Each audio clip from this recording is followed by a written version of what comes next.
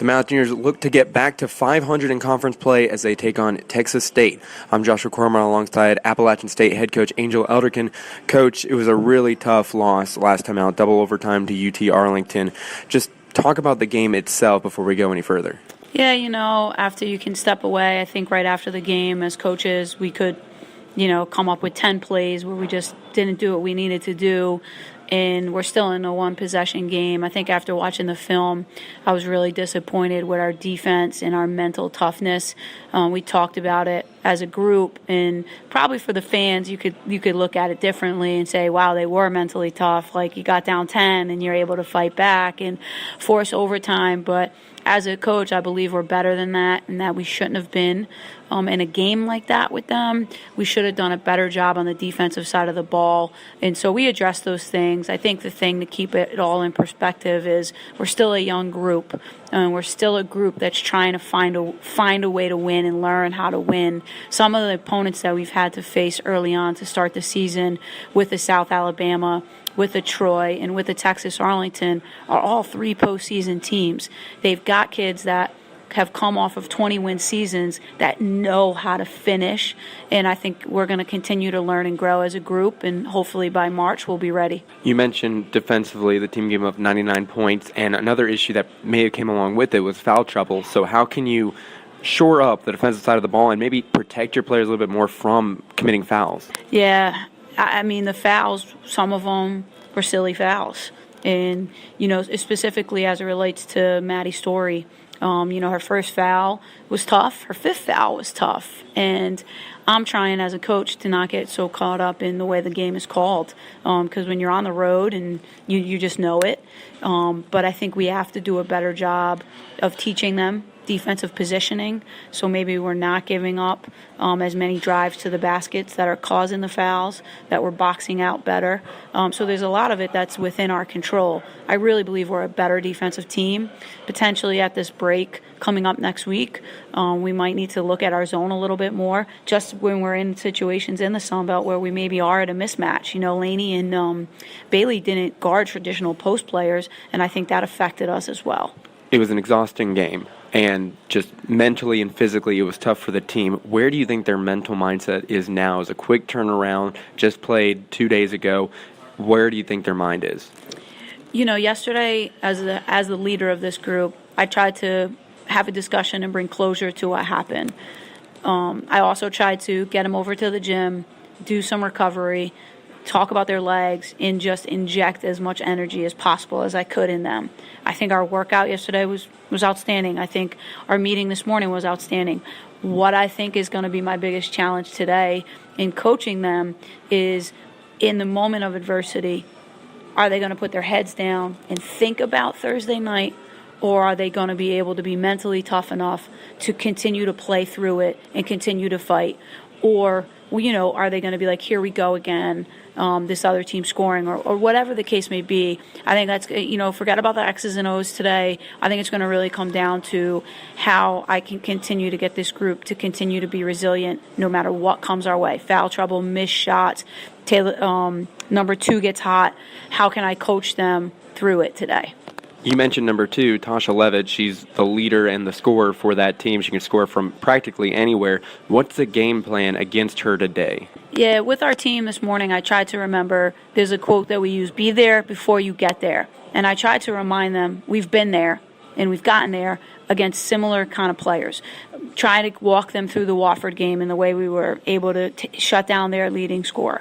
The Marshall game, and like today's no different. With number 2, we have to have a high level of urgency, and it's not just one player. Is she going to make shots? Yes. She takes a ton. She's second in the nation in 3-point attempts, so she's going to let them go. We just got to make her feel us all night, and she's a priority. And I think our team has done well when there's 1 or 2 kids that we really got to lock in on defensively, and so I try to remind them of former game plans where we've executed the game plan and remind them that today's no different. Now, Levitt may seem like she's the only player on that team, but there are other key players and areas of focus as well. What are a couple of those that you're looking at secondary? Yeah, number 24, so the way we refer to it is like Batman and Robin. Number 2 and number 24 take a lot of their shots and just really working on containing them. With that being said, the post players can't, if we force a tough shot, they got to rotate over and box out, and we got to finish the plays. When you look at them, when they've been out rebounded, they're 1 and 6. Rebounding is a strength. So as a coach, you try to look at the box score and you try to pull up your box score and you're like, where are we better? Well, we're better in the rebounding. You know, what concerns me is I thought we were better on Thursday and we didn't execute our board play the way that we needed to. So my hope is today we emphasize that we got to shut these 2 down. We've got to box out. And now we also have to be prepared that maybe Arlington exposed the weakness of ours in the post, and we got to be ready if they try to attack us in the paint with smaller, active post players. Offensively, Ashley Polachek had her best game of the season and really her App State career. Talk about her performance, and then I ask you every week, talk about another player or two that you really want to see step up in this game and maybe get things going offensively. Yeah, Ashley was tremendous. You know, when I went back and watched that fourth quarter, for her to play the way that she played and for us not to win the ball game was pretty sad, you know, because she made such tough shots to give us an opportunity to win it, and we couldn't close it on the defensive end. You know, after the game when I talked to her at the hotel, she was really down about her turnovers. And that's one thing in coaching that people don't realize. You look at it, you see the game that she played, you see all the positives, but these kids, they beat themselves up over the negative. You know, her mindset in that game was like, I turned the ball over at critical times. She did. Yes, she did. And we got to coach her through that. But we also got to build her up. And she said, I'm back. You know, now I'm feeling good. And so hopefully tonight she can put another performance back to back. I think that's the big thing, the challenge with her. Because when we have these tough Sun Belt games, can she go? Now, in terms of another player stepping up, we need Maddie Story. You know, we've been kind of without her for 2 ball games in terms of Troy and in terms of Arlington. You know, people look at the box score and say, why? Well, Maddie was in foul trouble. And so if she gets in foul trouble and we don't have her, we lose our board play. We lose another player on our team that defends. So forget about what Maddie Story can do for us offensively. We need her on the court so we can execute our defensive game plan and win the rebounding. How can you, in this next game up against Texas State, how can you really change maybe part of the mindset of the team? Because in the game against UTA, it seemed like sometimes they didn't have that anger mentality that this is happening to them. How can you get them maybe to show more tenacity on the court? Yeah, this game, you're right on. We have to walk into the arena with an edge. And if we don't, we won't be able to win. And, you know, Texas State put something out on social media in terms of, hey, somebody let App State women's basketball know that it's going to be raining threes. We showed that to our players because as a coaching staff, my whole coaching staff is fired up. They're really, all they want to do is be able to go in there tonight and to execute our game plan and let our game plan speak for itself. Unfortunately, our coaches aren't playing. Our players are playing. So they got to take that as momentum, and they got to understand the urgency that we have to have. But I think that's something, as we continue on in the Sun Belt, we have to develop an edge. Did we have it against South Alabama? We did. And I'm trying to figure out, did I say something? Did we do something that I brought the edge out in them? And as a coach, I am going to be challenged today to get that edge in our basketball team.